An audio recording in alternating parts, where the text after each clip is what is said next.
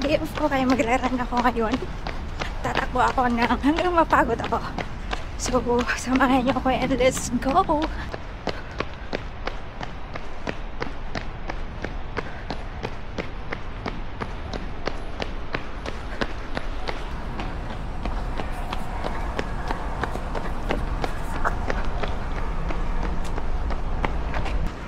Ayun guys, so first mile na ako.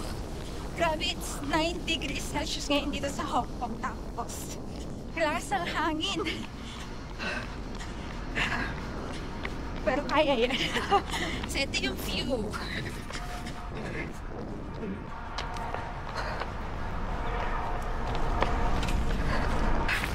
Malakas ng hangin guys. Sobra. Saan dito pa ako sa ano? Ayan o.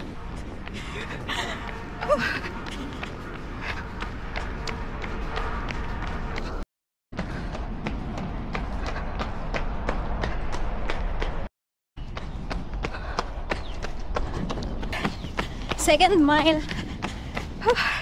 Sakit sa ilong kasi super mahangin. Tapos grabe ang lamig. So ito lang ginagawa kapag day off ko. Tatakbo hanggang mapagod. So pinakamatagal ko palang natakbo is 21 km. Third mile. Pang third mile na ako. So paliikutin ko lang itong ilog dito. Papunta na ako sa kabila. So, ayun, ewan ko kung ilog to. Basta. So, ayun yung bridge. So, bali pupunta ako sa kabila. So, ayun. Oh, ang lamig. Ayun yung view.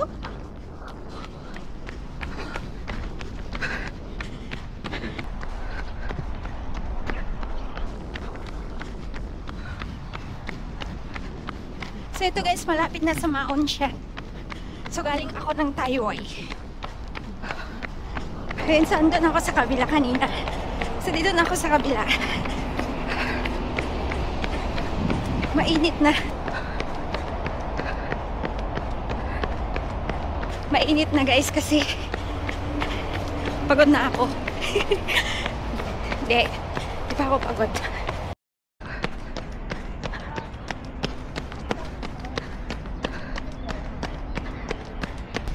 Fourth mile. So 4 miles na yung natatakbo pero never pa akong nag-stop.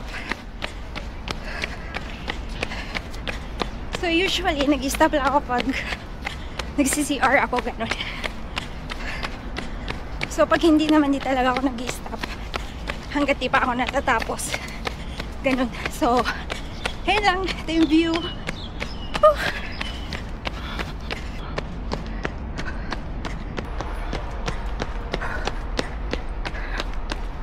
Fifth mile.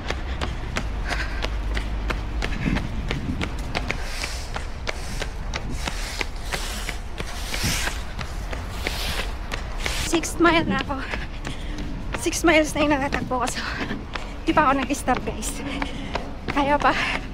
Let's go.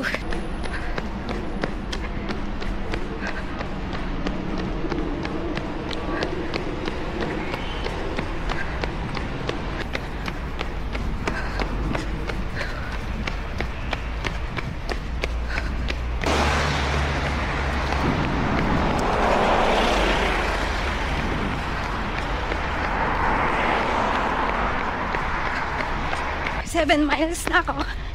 So, dito na ako sa park. Dito ko na itutuloy.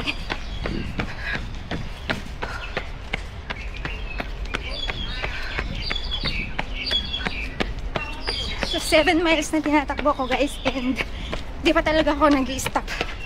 Pag pagod ako, nag-i-slow jog lang ako.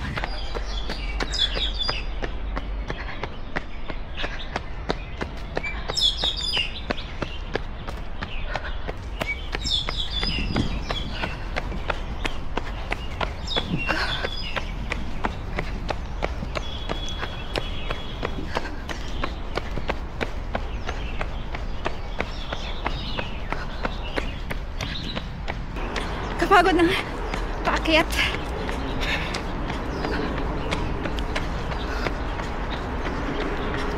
8 miles.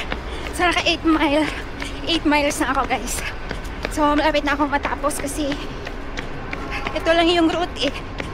So, ayun.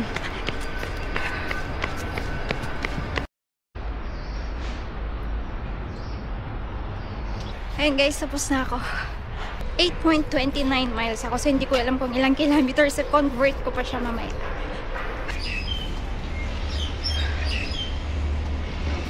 So, tumakbo ako ng 1 hour and 21 minutes.